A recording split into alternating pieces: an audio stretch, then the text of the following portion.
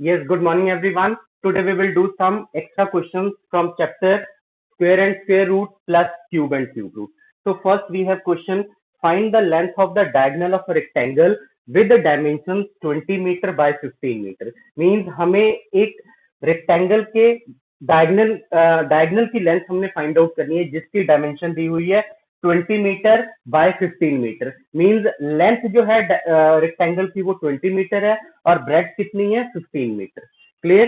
तो यहाँ मैंने रेक्टेंगल को सपोज कर लिया A B C D such that length of rectangle that is A B is equal to 20 meter and breadth of rectangle that is BC is equal to 15 meter. And what we have to find out? We have to find out the length of its diagonal that is AC. Clear. अब देखिए हमें पता है कि इसके सारे angles कितने degree के होते हैं 90 डिग्री के. राइट. तो ये ट्राइंगल अगर हम देखें ट्राइंगल ए बी सी तो ये कौन सी ट्राइंगल होगी? Right angle triangle. राइट. जिसमें ये आपका परपेंडिकुलर हो गया, ये बेस हो गया और ये क्या हो गया आपका हाइपोटेन्यूज. क्लियर.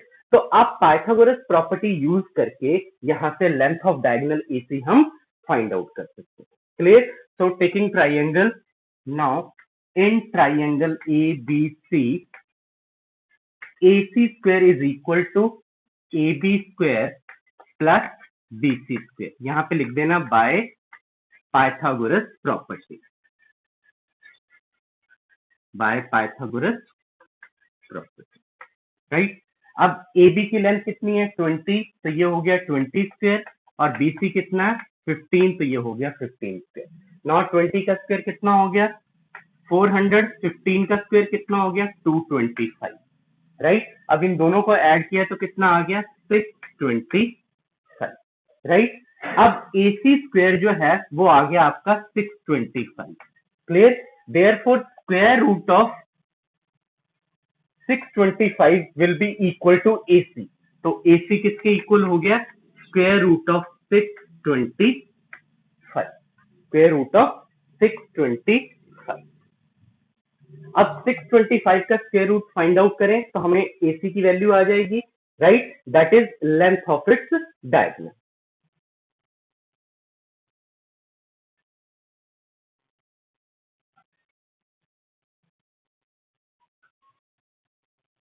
अब 625 के आप प्राइम फैक्टराइजेशन कर दीजिए. 125 5 is 625, 25 5 is 125, 5 5 is 25, 5 1 is 5. Clear.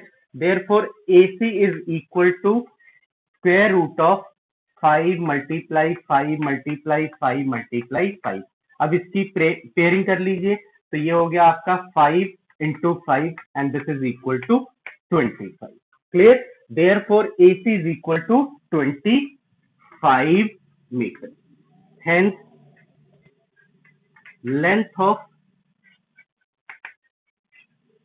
diagonal of rectangle is equal to 25 meters. Clear. So this is the required answer. Next question is the area of a rectangular field whose length is twice its breadth. Length is twice its breadth is 2450 meter square. Find the perimeter of the field. अब देखिए बेटा इस question में क्या है कि एक rectangular field है जिसका एरिया दिया हुआ है. Area is equal to 2450 meter square. Right. और ये भी दिया है कि जो उसकी लेंथ है that is twice its breadth. अगर हम ब्रेड्थ इसकी सपोज कर ले x है तो लेंथ कितनी होगी 2x. अगर x लेंथ ब्रेड्थ अगर हम सपोज कर ले x मीटर है तो लेंथ कितना है length is twice its breadth, तो वो कितना होगा 2x मीटर. क्लियर. तो कहता है कि find the perimeter of the field. अब पेरीमीटर फाइंड आउट करने के लिए हमें लेंथ भी पता होनी चाहिए और ब्रेड्थ भी. क्लियर. अब ये इसके लिए क्या है, अब लेंथ और ब्रेड्थ हमने सपोज कर लिया और एरिया गिवन है तो उसकी हेल्प से हम ये x फाइंड आउट कर सकते हैं. अगर x फाइंड आउट कर लिया तो लेंथ भी आ जाएगी और ब्रेड्थ भी आ जाएगी. अगर लेंथ और ब्रेड्थ दोनों आ गई तो पेरीमीटर भी हम इजीली फाइंड आउट कर सकते हैं. क्लियर. तो first of all let breadth of rectangular field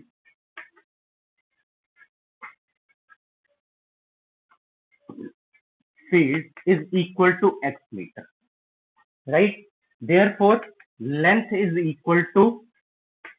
of rectangular field is equal to 2x meter. Clear? अब एरिया क्या होगा? Area of rectangular field is equal to length multiply breadth, that is 2x multiply x, and this is equal to 2x square. और already area जो है वो कितना दिया है? 2450. तो इसको हम किसके इक्वल कर देंगे? 2x square is equal to 2450, right? अब यहां से पहले 2 से डिवाइड कर दे तो x square कितना आ गया? 2450 डिवाइडेड बाय 2,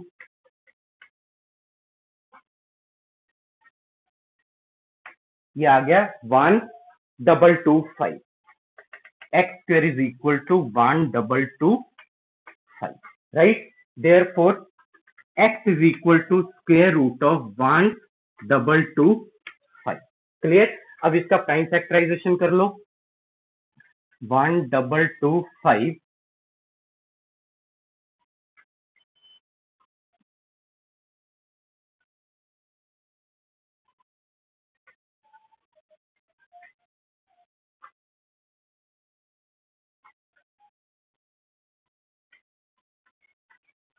राइट. तो ये प्राइम फैक्टराइजेशन आ गया 1225 का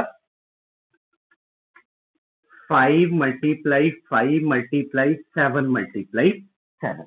ठीक है, अब इसकी पेयरिंग कर लेनी है हमने. तो ये आ गया x is equal to 5 multiply 7 and this is equal to 35. Clear? तो x की वैल्यू कितनी आ गई? 35. देयरफॉर x हमने क्या सपोज किया था? x is equal to breadth. Therefore breadth of rectangular field 35 meter and length is equal to 2 multiply 35 and this is equal to 70 meter. अब हमें लेंथ भी पता है और ब्रेड्थ भी पता है तो पेरीमीटर हम इजीली फाइंड आउट कर सकते हैं. देयरफॉर पेरीमीटर ऑफ फील्ड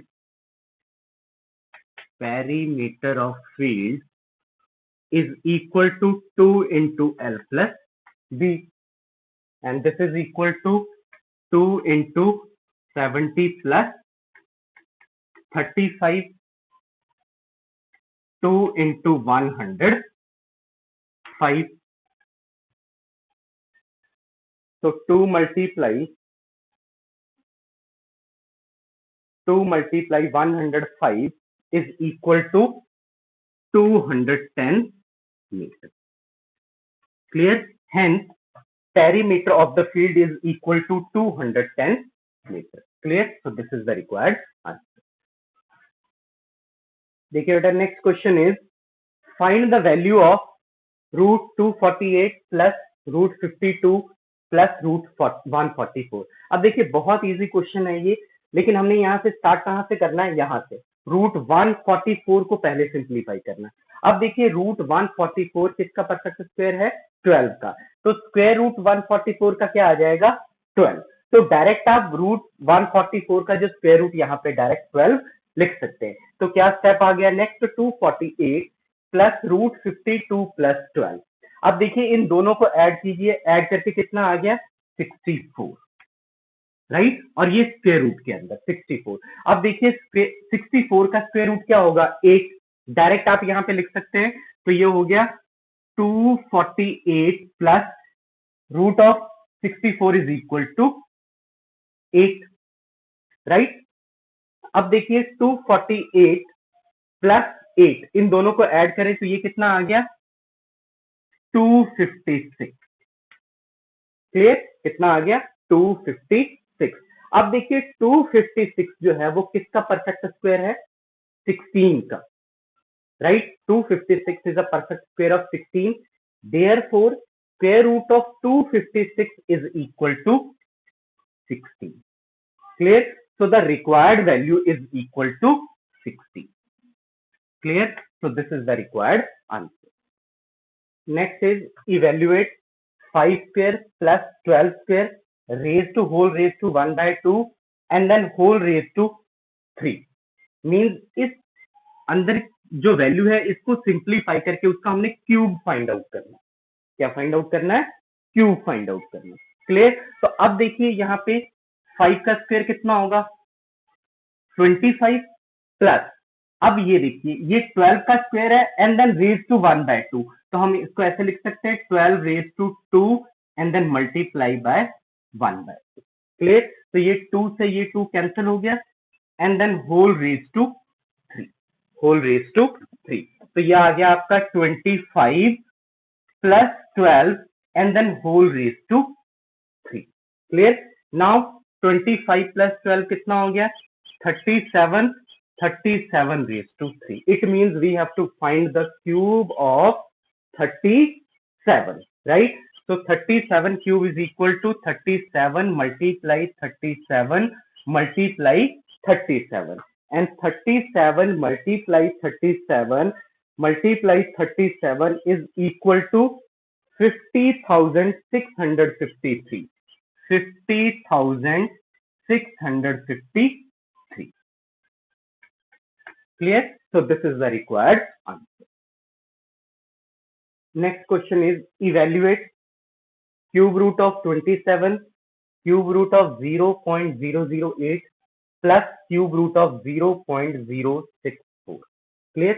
अब देखिए इसमें क्या करना है बेटा, पहले 27 का क्यूब रूट फाइंड आउट करेंगे बाय प्राइम फैक्टराइजेशन। तो 27 का प्राइम फैक्टराइजेशन क्या होगा? 3 multiply 3 multiply 3, right? And then cube root of इस 0.008 को हम ऐसे लिख सकते हैं 8/1000, 8/1000, राइट?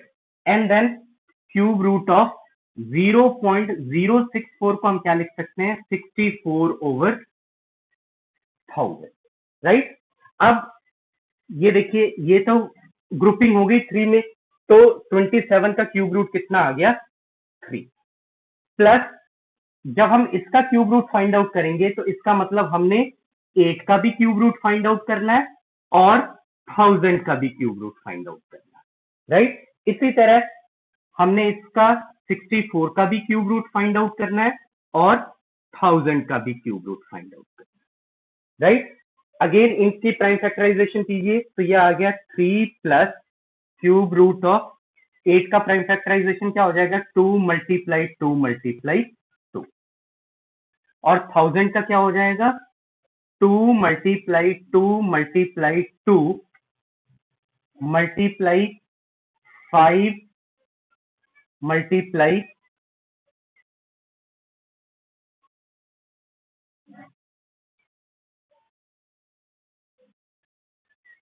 5 मल्टीप्लाई 5।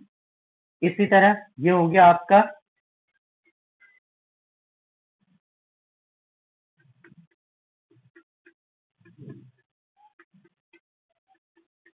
ये 64 का प्राइम फैक्टराइजेशन हो गया, और 1000 का again 2 multiply 2 multiply 2 multiply 5 multiply 5 multiply 5, right? अब देखिए ये आ गया 3 प्लस ये 3 में जो है ग्रुपिंग कीजिए, ये आ गया फिर 8 का क्यूब रूट 2 और इसका 2 और ये 5 की ग्रुपिंग होगी इन 3, तो ये हो गया 2 मल्टीप्लाई 5। इसी तरह ये आ गया 2 एंड 2, 2 मल्टीप्लाई 2 ओवर 2 मल्टीप्लाई 5, क्योंकि नीचे जो है 2 की ग्रुपिंग हो गई 3 में और 5 की ग्रुपिंग हो गई 3 में। क्लियर? तो 64 का जो है क्यूब रूट कितना आ गया? 4, और 1000 का क्यूब रूट कितना आ गया? 2 मल्टीप्लाई 5 दैट इज 10, तो यह आ गया 3 plus 2/10 plus 4/10, right? And this is equal to 3 plus 0.2 plus 0.4, right? अब इन सभी को ऐड कीजिए तो कितना आ गया? 3.6। क्लियर? तो 3.6 बी द रिक्वायर्ड आंसर।